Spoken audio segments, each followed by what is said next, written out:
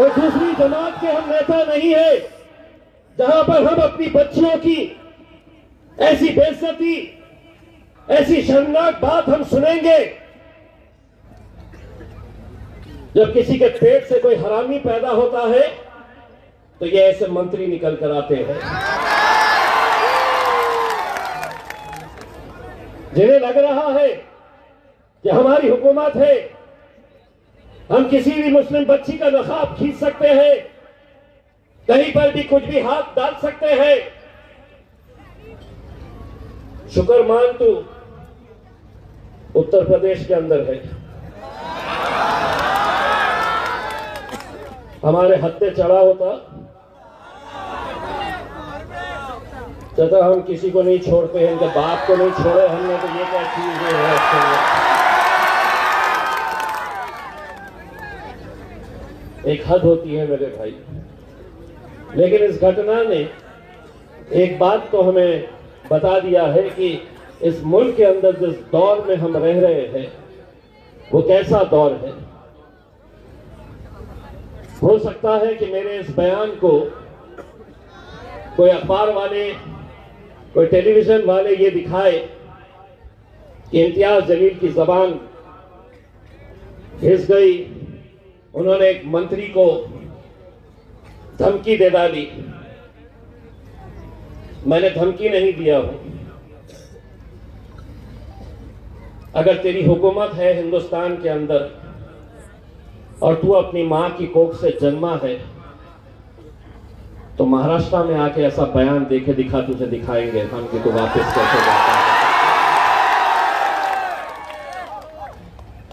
सियासत अपनी जगह मेरे भाई, लेकिन अगर हम आज ऐसी घटनाओं का अगर हम विरोध नहीं करें तो ये समझ लो ना तो तुम्हारे लिए कोई कांग्रेस का नेता खड़े रहने वाला है, ना उद्धव ठाकरे खड़े रहने वाला है, ना एकनाथ शिंदे, ना अजीत पवार, ना शरद पवार।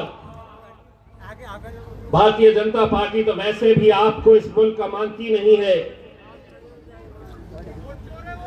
अगर कोई इनका विरोध अगर कोई कर सकता है, कोई इनकी आंख में आंखें डालकर जिस लहजे में इनको जवाब देना है, अगर वो लहजे में जवाब देने की ताकत अगर आज अल्हम्दुलिल्लाह किसी पार्टी के अंदर है, किसी नेता के अंदर है, तो वो मेरे कायद बैरिस्टर असदुद्दीन अवैसी और मजलिस-ए-इत्तेहाद-उल-मुस्लिमीन के अंदर है। अब एक और बात भी सुन ले, बिहार के मुख्यमंत्री तेरे लिए भी और उत्तर प्रदेश के मंत्री तेरे लिए भी। क्या है, कुछ लातों के भूत बातों से नहीं मानते। जिस भाषा में उनको समझ में आती है उसी भाषा में उन्हें जवाब देना पड़ता है। तो मेरा जवाब यह है कि अभी सियासत की मस्ती है, अभी हुकूमत की मस्ती है, मगर बहुत पछताएगा उस दिन। तू हमसे क्या हमारे साए से भी घबराएगा उस दिन। अभी हुकूमत की मस्ती है मगर बहुत पछताएगा उस दिन। तो हमसे क्या हमारे साए से भी घबराएगा उस दिन। जिस दिन हमारे हाथ से छूटेगा सब्र का दामन, तुझे तेरी औकात का पता चल जाएगा उस दिन। हर चीज, हर बात हम सुनने के लिए नहीं है कि तुम कुछ भी करेंगे, तुम कुछ भी बोलेंगे और हम सिर्फ सुनने का काम करेंगे। मैं बैरिस्टर असदुद्दीन अवैसी साहब को मानने वाला हूं। उस शख्स ने इस मुल्क के मुसलमानों को अगर कोई एक सीख दी है तो यही सिखाया है कि जुल्म होगा, ज्यादतियां होंगी, तकलीफें सहनी पड़ेगी, लेकिन उसके बावजूद भी हम इस जमहूरियत के अंदर रह के संविधान के हिसाब से हम हुकूमत से लड़ते रहेंगे। और लड़ने का मतलब यह है कि सारे लोगों को इस बात की तकलीफ है कि हम हर एक के सामने सर झुका नहीं रहे हैं।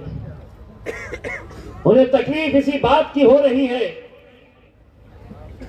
कि एक कांग्रेस का मुसलमान है वो खामोश रहता है, अजीत दादा के पीछे गुलामी करने वाले बहुत सारे मुस्लिम लीडर्स हैं वो खामोश रहते हैं, उद्धव ठाकरे को मानने वाले मुसलमान वो खामोश रहते हैं।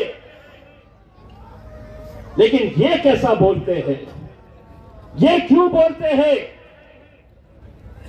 इसलिए बोलते हैं कि हमने इतने सालों तक तुमको सुना है, तुम बोलते थे और हम सुनते थे, लेकिन अब मेरे कायद बैरिस्टर असदुद्दीन अवैसी साहब ने हमको ये सिखाया है, अब हम बोलेंगे और तुम्हारे बाप को भी सुनना पड़ेगा।